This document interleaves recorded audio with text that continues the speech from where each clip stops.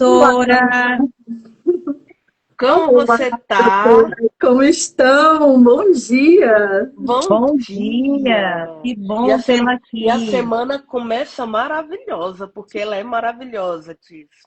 Gente, eu adoro nossas segundas, ainda mais hoje, que estamos aqui em três potências femininas, né? Representando aqui esses últimos 10 dias do ano. E estamos na nossa 10ª live, viu, doutora Débora Coelho? Então, assim, Já me senti como aquela meme, aquele meme assim, ó. então, É aqui, ó, nada maravilhoso estar aqui com melhor. vocês. Ai, que Coisa bom, boa. doutora. Nada melhor do que nós hoje começarmos, né, trazermos aqui esse momento de reflexão do que foi esse ano frenético de 2025, que foi para todo mundo, né? E hoje, né, doutora Débora, doutora Luciana, teve aqui essa ideia brilhante de trazer você para né, presentear aqui com essas palavras desse final de ano, desses últimos 10 dias do ano, que é que a gente pode refletir aqui. E muito obrigada, né? Você é psicóloga, trabalha aí com relacionamentos, trabalha muito com o público feminino, que tem uma vida frenética, gigante, né? São muitas facetas que a gente tem que administrar ao mesmo tempo. E muito obrigada por estar aqui conosco hoje, tá bom? Muito obrigada pelo convite. Primeiramente, bom dia a todos. Bom dia a quem está chegando aqui na live. Bom dia às doutoras maravilhosas também. É uma Coisa honra boa. poder estar aqui com vocês e poder partilhar um pouquinho, né, de algumas reflexões, de bater esse papo com vocês. Meu nome é Débora Coelho, eu sou psicóloga há mais de 12 anos e o meu público é justamente mulheres adultas da área da saúde. Médicas, médicas Olha, veterinárias, enfermeiras, né? Então, é um público que eu atendo e que eu tenho muita proximidade com a dinâmica e a rotina de vocês, né? E é maravilhoso poder, mais uma vez, estar aqui, uma honra. oh, Obrigada. coisa boa. Só Pra dar as gente é uma satisfação boas-vindas muito grande. aqui. É muito. Dar as boas-vindas aqui o doutor Leonardo Maia, que está entrando aqui na live. Hoje ele é do conselho e professor da Uninasal, está aqui com a gente. Seja bem-vindo, doutor. E, doutora Débora, olha, eu adorei o tema dessa semana. É um tema que eu gosto muito de falar, porque foi por este tema que eu consegui entrar hoje na medicina veterinária e me encantei. E tenho, né, junto com a doutora Luciana e a missão do VetCast, de mudar a vida, moldar a vida na veterinária, né? Que é uma vida que tem uma exaustão muito grande. Né? O médico veterinário, independente do segmento que ele escolher, é, leva, assim, pelo ritmo frenético, a uma exaustão. Então, para a gente entender aqui melhor o que exatamente isso significa dentro do contexto da veterinária. Vamos lá. Eu acredito que é importante a gente entender a diferença de um cansaço usual, né, de um cansaço silencioso, que é justamente a temática da nossa live, né? E o cansaço normal, você descansa, né? Principalmente aquele ali na sexta-feira, no final da semana, você descansa, segunda-feira você está revigorada. E a gente entende também que dentro da veterinária, muitas vezes não vai se trabalhar no horário comercial, né? Então, esse cansaço usual não é usual dentro da veterinária por conta da dinâmica de plantões, né? Da dinâmica de rotina de sono. Quando a gente mexe com sono, a gente mexe com humor, a gente mexe com disposição, então alimentação e por aí vai. O cansaço, que é muito comum na veterinária e no campo médico e da saúde, principalmente quem trabalha em regime de plantões, é aquele cansaço silencioso que muitas vezes não vai aparecer inicialmente no corpo, é um cansaço emocional. Você sente um cansaço emocional e um cansaço mental, né? Pela culpa, pelo peso de ter que lidar, às vezes, com perdas, com decisões muito importantes logo no dia a dia, né? Você tem que tomar decisões muito rápidas e que podem definir muito um diagnóstico ou mesmo um, um procedimento, né, da área médica. Então, é um peso para além do físico, né? Então, esse cansaço silencioso é um peso que vai para além do físico. E daí a importância de ter um lugar para que você possa elaborar, para que você possa trazer isso. O pior é que a gente não consegue diferenciar. É isso que eu ia falar agora, né? Porque que muitos profissionais, principalmente da veterinária, eles estão sempre cansados, mas não conseguem nomear o que estão sentindo. Como é que isso acontece? Por que acontece? O que acontece usualmente é uma autocobrança muito grande. Né? A Tice, doutora Débora, a Tice, ela tem um caderno que todas as frases ela escreve. Adoro. Na minha prática clínica, super incentivo, inclusive, o terapêutico, né? Eu adoro as anotações. Ela escuta uma frase, ela faz logo assim. É interessante perceber que, assim, eu trabalho sobre uma perspectiva da psicologia sistêmica. Então, eu vou olhar para as relações. Eu vou olhar para as relações familiares, para as conexões do dia a dia. Eu vou entender as relações quanto um sistema. E aí é interessante a gente perceber que muitas dessas dores e dessa sobrecarga, dessa autocobrança também, vem de esquemas da nossa família, ou daquilo que a gente vivenciou com a nossa família. Né? Então, a gente não está apartado da nossa realidade familiar. Né? É muito comum a gente pensar, não, eu entro aqui, eu desligo a Débora ser humano, a Débora mulher, e aí eu vou entrar a Débora psicóloga. E não, isso está integrado, isso faz parte de quem eu sou, e quem eu sou faz parte também, né, de como eu intervenho, né? E isso serve também para a veterinária. Com certeza. E onde é que entra aí a senhora até já comentou, mas só para a gente deixar um pouco mais claro, a diferença entre esse cansaço físico e esse cansaço emocional, para que o médico veterinário ele possa se auto-observar e identificar isso. Vamos lá.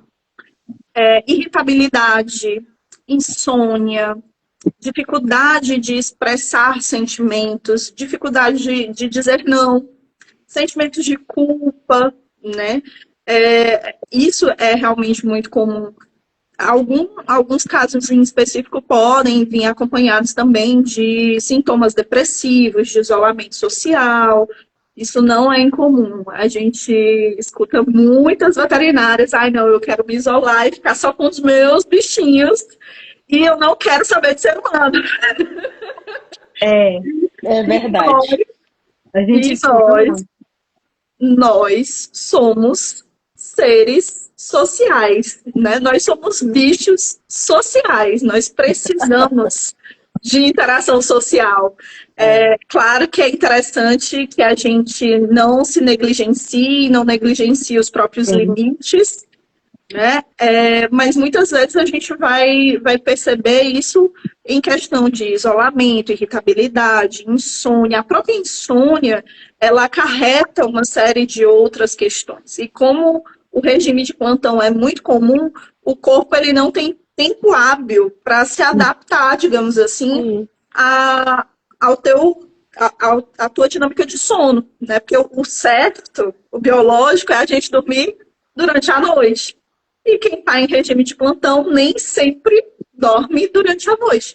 Às vezes tem um animalzinho que está precisando de uma atenção constante, está sob observação. A gente sabe que em algumas circunstâncias dá para tirar um cochilo, mas não é aquele sono contínuo, né? Então, muitas vezes você vai ver a questão da irritabilidade, das dificuldades nos relacionamentos, começam a surgir atritos nos relacionamentos, isso não é incomum também.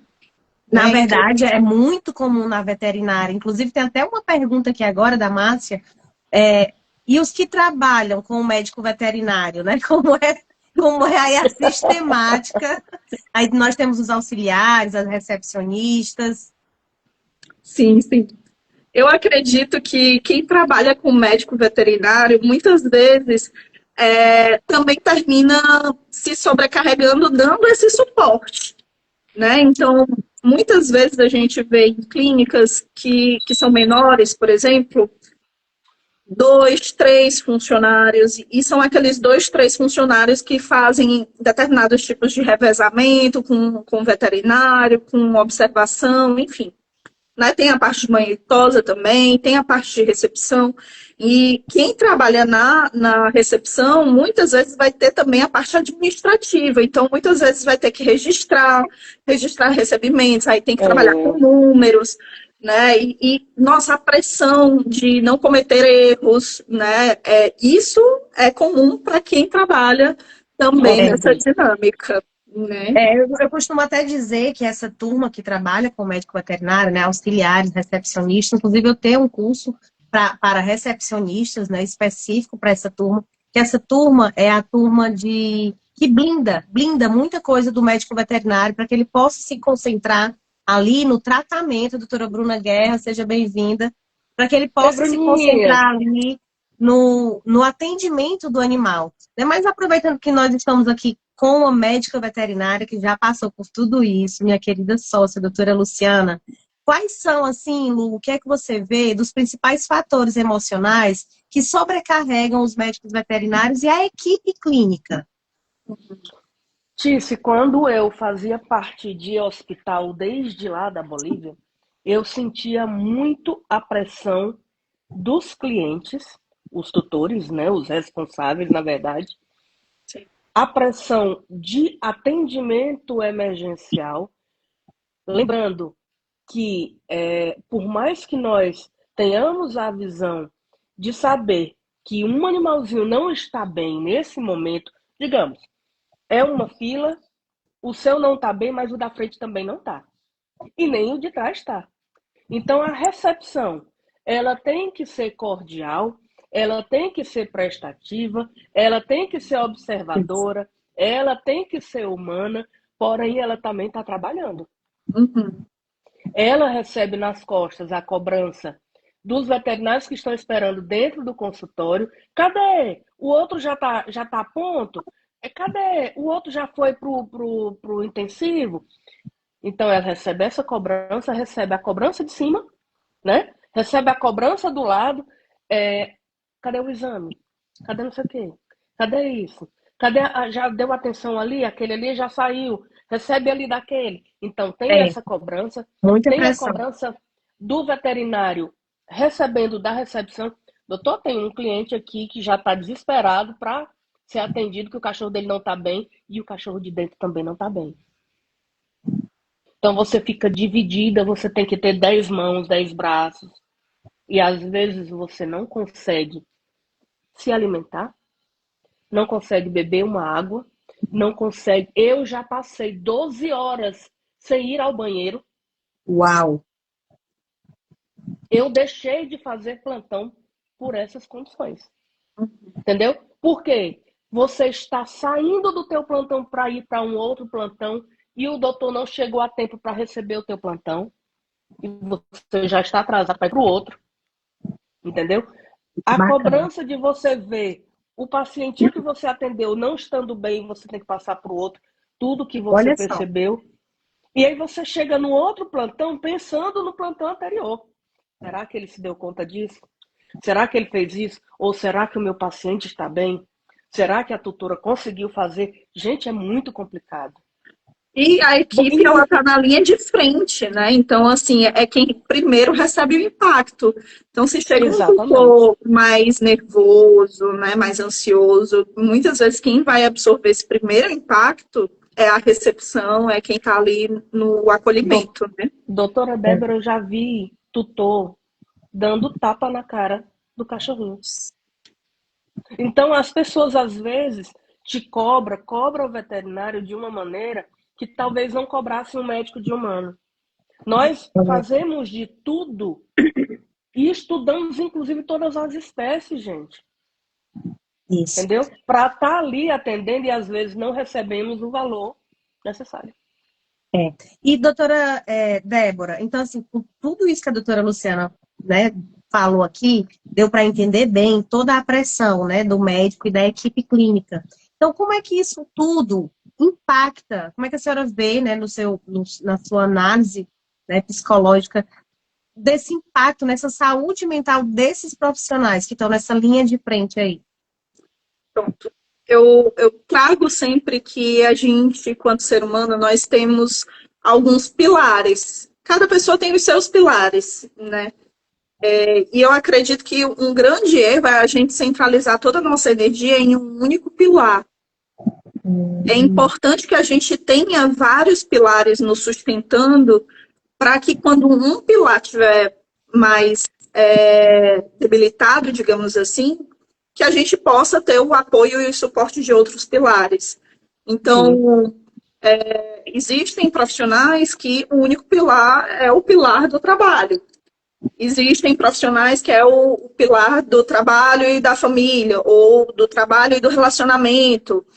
E é importante a gente ter uma rede em que a gente possa confiar, em que a gente possa trocar, em que a gente possa desabafar.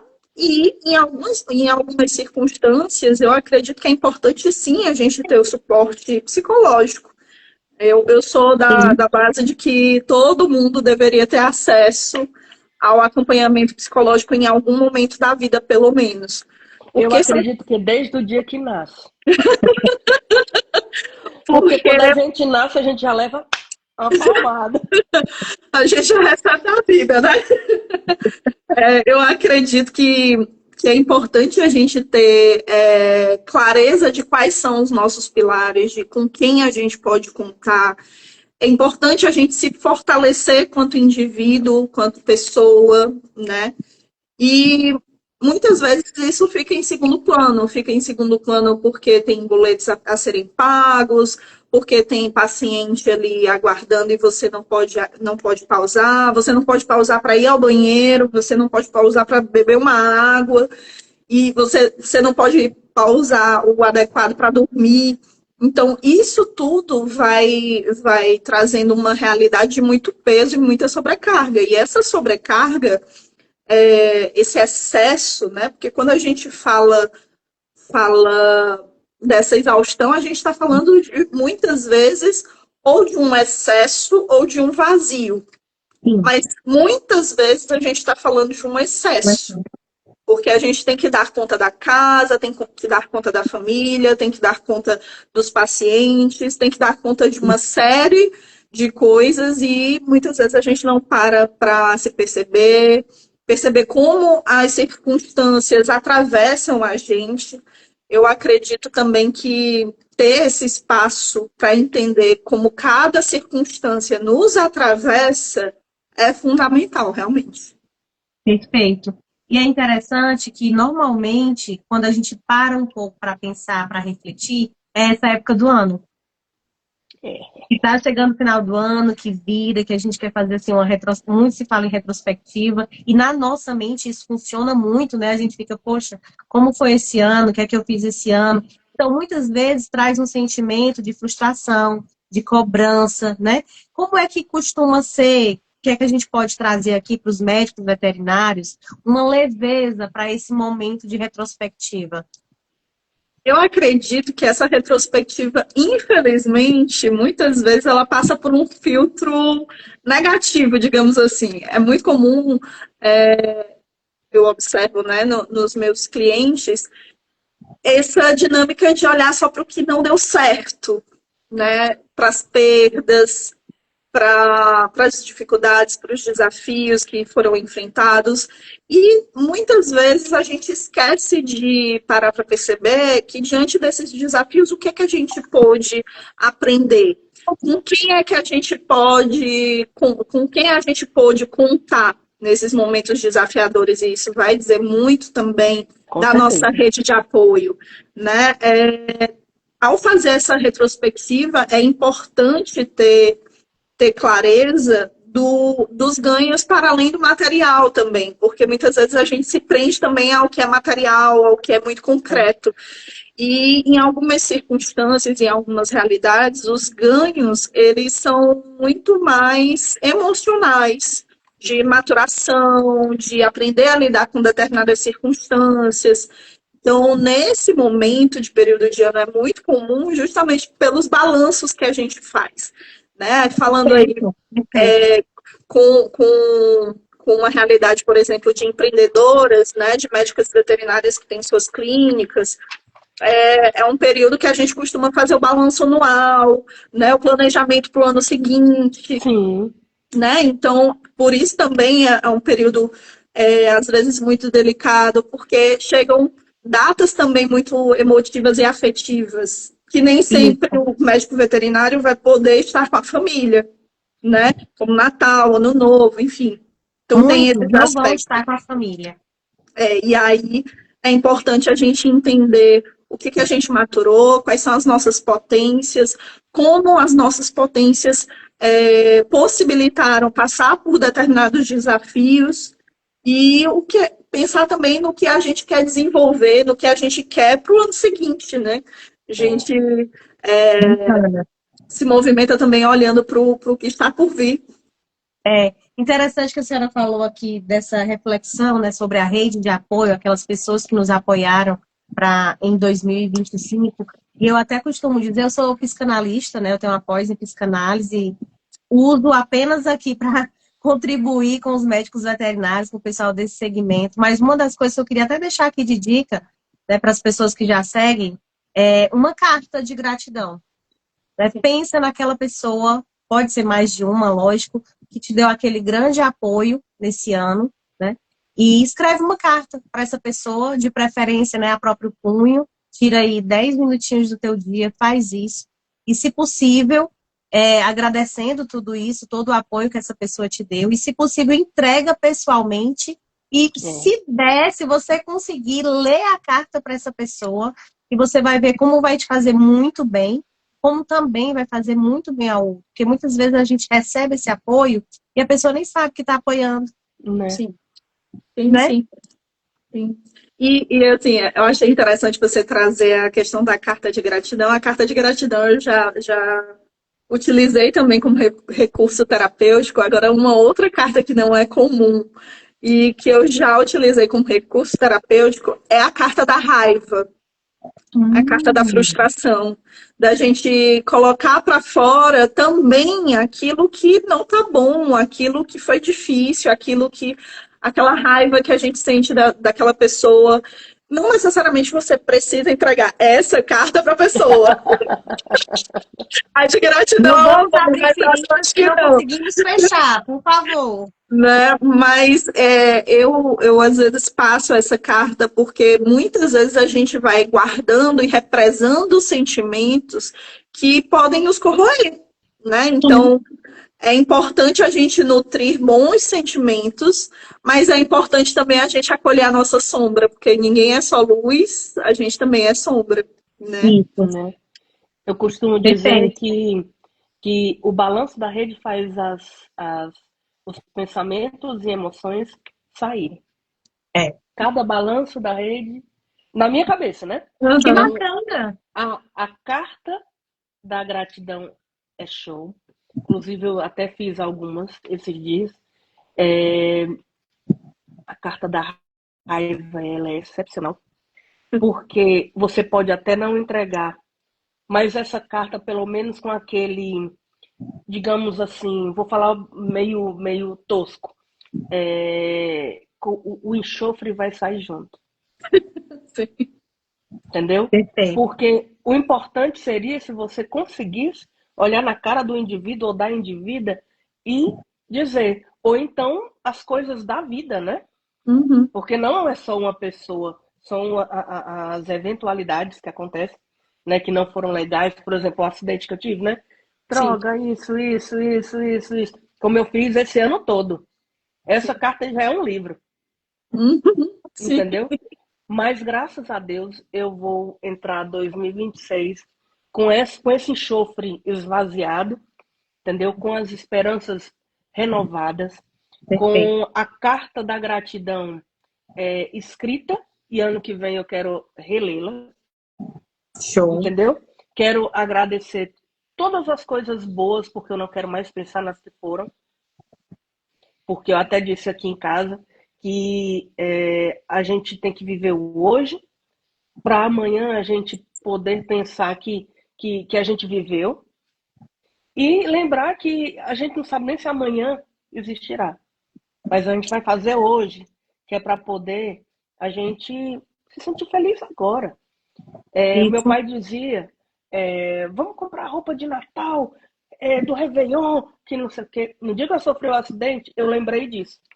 Não vou comprar roupa de Natal, não vou comprar roupa de Réveillon, não vou comprar louças para dar para alguém tomar uma sopa ou um chá naquela louça. Eu vou comprar para mim. Eu vou comprar para eu vestir agora. O Natal ele vai vir, se Deus permitir. E eu vou ter essa roupa já aí porque ela é da minha vida. Não é do Natal, Isso. não é do amanhã, Perfeito. é do hoje. Perfeito. Né? O ser E humano trabalhar... Oi? nós somos seres de muitos rituais também, né? Então, por exemplo, essa questão da carta, o balanço da rede, cada um tem os seus rituais, né? E eu acredito que os rituais ajudam muito a gente a transpor determinados desafios. Então, ritualizar o nosso dia a dia, entender quais são os momentos de passagem, os momentos. Porque existem marcos, né? Existem marcos, e é importante a gente reconhecer. É isso. Interessante que quando a gente faz assim, essa retrospectiva mental, muitas vezes, eu escutei já, inclusive esses dias, médicos veterinários falando sobre isso, que não fizeram o suficiente. Mesmo tendo trabalhado muito, tendo conquistado muitas coisas, mas ainda tem o sentimento de que não fizeram o suficiente. Como é que essas pessoas... É porque não dá tempo. Pode ser também, mas doutora Débora, diga aqui pra gente como é que a gente pode lidar, porque todos nós temos em algum momento isso, né? Não necessariamente só essa época, mas como é que a gente pode lidar com esse sentimento de que não fez o suficiente? Olha, eu brinco que se o nosso trabalho, seja ele qual for, pudesse ser feito em um dia, a gente não estava em um regime de contratado. Né? A gente está num regime, seja de CLT, mesmo numa prestação de serviço, A gente em um chama aqui de processo. um PJizado. Isso, então, assim, é importante primeiro ter clareza dos processos, né? E eu acredito que essa questão dos processos é uma outra questão que é interessante ser trabalhada em algumas realidades, porque, e aí eu falo não só quanto psicóloga, mas eu falo também quanto gestora do meu espaço terapêutico. É importante a gente ter processos muito, muito claros para que a gente vá tendo clareza também do que já foi sendo concretizado. Essa frustração, esse sentimento, às vezes, de falta, muitas vezes fala de outros tipos de falta. Muitas vezes fala de outras necessidades e de sermos validadas, né? Então, a gente quer dar conta de tudo, a gente quer ser reconhecida pelo outro. Então, entender que a primeira validação vem da gente e é importante que a gente tenha cuidado com a nossa energia, né? Com a nossa disposição, porque cuidar da gente, cuidar da nossa mente, cuidar do nosso corpo é fundamental, obviamente, por sermos seres humanos, né? O óbvio, mas também porque nós somos a nossa maior ferramenta de trabalho. Então, se o nosso corpo, se a nossa mente cai, né, os outros pilares vão sentir. Sim, então, assim, nesse momento da frustração, para pensar, tá, eu acho que eu não fiz o suficiente. O que eu não fiz suficiente? Eu posso distribuir melhor em um outro ciclo? Ou eu então parar e pensar, nossa, eu acho que eu não fiz suficiente, mas espera aí, isso é uma necessidade de validação? É uma necessidade de perfeição? Ou é uma falta de processo onde eu trabalho, na minha dinâmica, né? Então, é importante ter clareza do porquê. É uma sensação de que eu não tive energia suficiente para concretizar. Se eu não tive energia, como que eu posso ter maior energia para concretizar o que eu quero? Então, vai depender do contexto e da realidade de cada pessoa. Né? Mas Eu já costumo ajudou dizer. bastante. Eu mesma já mentalizei aqui algumas coisas para mim, né? Eu não sou médica veterinária, mas eu sou administradora e realmente entender o processo é difícil. Não é nem só entender, às vezes é suportar o processo, né? Para que a gente possa chegar, cumprir os objetivos. E realmente acaba surgindo essa cobrança irreal, muitas vezes irreal, né? Principalmente para esses profissionais da saúde, que muitas vezes têm a visão de que precisam ser fortes, né? Muitas vezes não abrem o espaço necessário para a vulnerabilidade, que isso aqui é real. Nós somos seres vulneráveis e podemos mostrar isso, né? Agora, doutora, quando a gente fala, a senhora falou muito aí de autocuidado, né? Eu vou usar até resumir tudo no autocuidado, né? Como é que isso é possível de uma forma prática para quem vive hoje de muito plantão, de escala, já sai de um e entra no outro, muitas vezes passa semanas sem ir em casa, né? Se cria muitos vínculos e muitas vezes se perde também, ainda tem esse ritmo frenético de criar vínculo e perder, criar e perder, porque muda muito de local de trabalho. Como é que a gente pode trazer o autocuidado para esses profissionais assim, de forma mais real?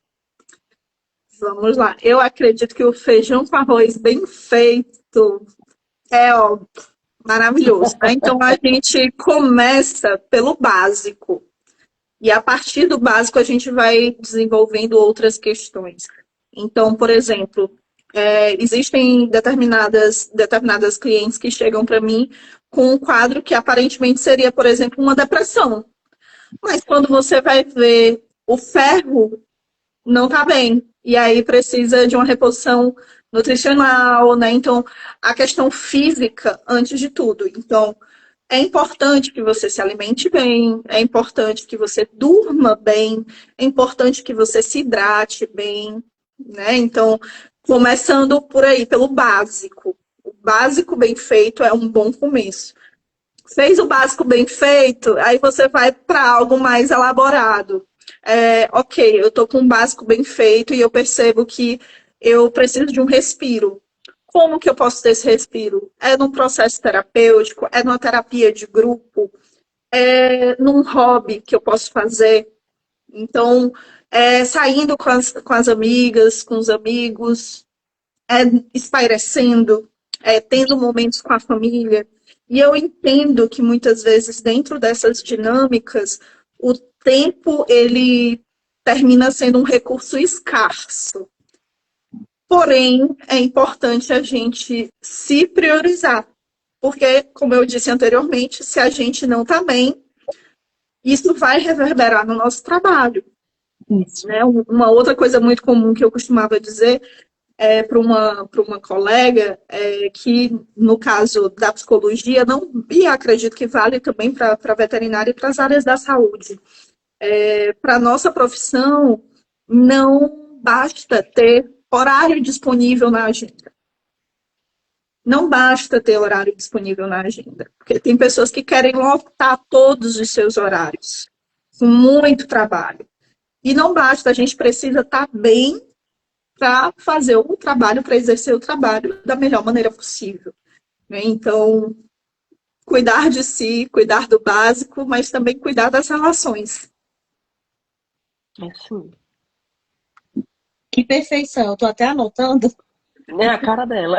Eu vou usar isso. Não, gente, olha só, né, resumindo aqui, realmente não basta e não é só o necessário ter uma agenda lotada, né? Você precisa estar bem, manter esse autocuidado, o autocuidado desde o básico, a doutora falou aqui, dormir bem, comer bem, se alimentar bem, o uso da água, inclusive eu falo muito isso nos meus treinamentos, o uso da água, que muitas vezes é negligenciado, né, que é o básico ali realmente, para manter ali o pilar, né, do nosso corpo e, consequentemente, da nossa mente.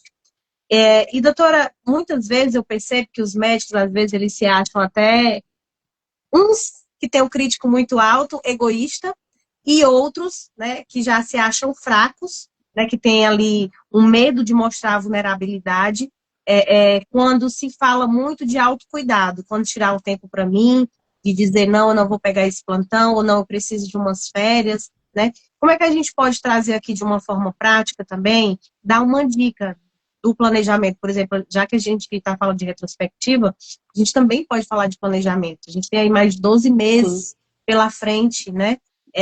O que seria para um médico planejar umas férias, nem que não fosse 30 dias, 20 dias, 15 dias, ou pausas mensais? O que a gente pode dar aí de dica para esse pessoal que não está habituado a isso, mas que eles podem criar esse novo hábito? Olha, uma orientação que eu dou é você olhar para o ano que você quer construir.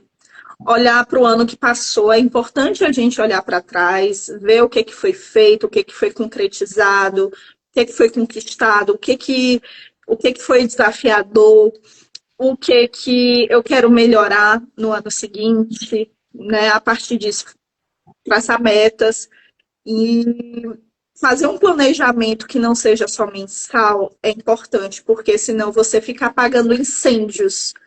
É muito comum a gente fazer só um planejamento mensal. Ai, eu vou fazer o planejamento desse mês, ou então desse mês no mês que vem eu tenho parcela X, Y, Z para pagar, então eu tenho que movimentar isso daqui agora.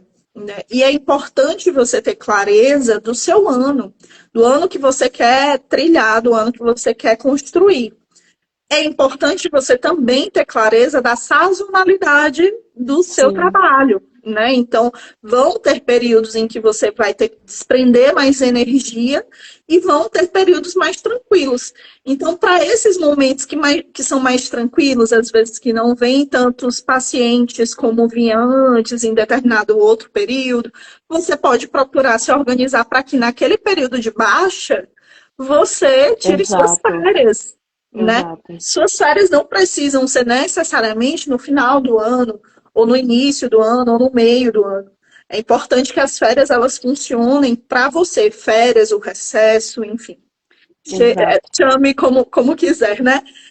Mas é importante você parar, porque se você não para, o seu corpo te para. Então, a orientação que eu dou é olhe para o seu ano.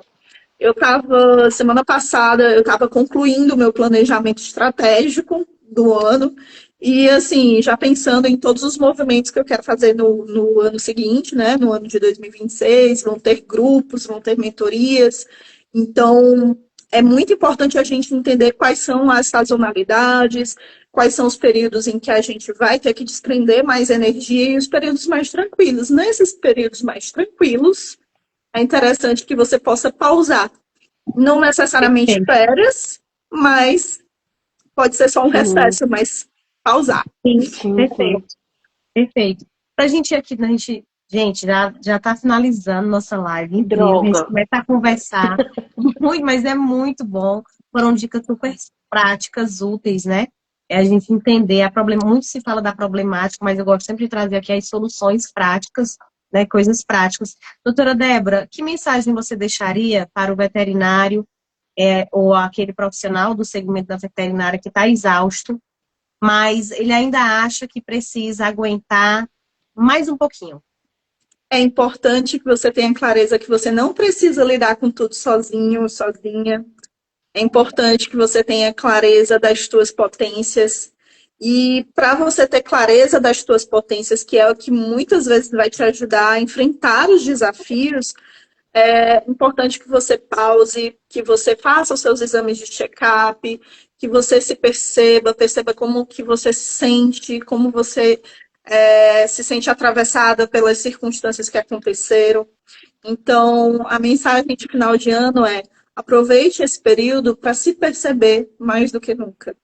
E brilhe nos olhos naquilo que a gente faz. Isso. Perfeito. Bom, Perfeito. doutora, muito obrigada, né? Doutora Luciana também. É importante a gente sempre falar que quem cuida também cansa, e tá tudo bem, mas precisa descansar, né? O veterinário, ele, além de tudo, ele é humano, né? Quem trabalha no segmento da veterinária, recepcionista, auxiliar, também são humanos, trabalham muito por amor, mas antes de vir o amor ao outro, ao animal, tem que vir o amor próprio. Exato. Então, muito obrigada, foi ótimo estar aqui com vocês. Uma Lembrando que a coisa nossa boa. live fica gravada, vai para o YouTube e amanhã já vai estar disponível para que cheguem essas informações, essas dicas para mais pessoas. Muito obrigada, tá? Foi Muito ótimo estar com obrigada. vocês. Beijo, Donatello. Muito obrigada pelo convite. Tchau, tchau. Foi uma Beijo, honra, meninas. doutora Débora. Até breve. Tchau, tchau. Até.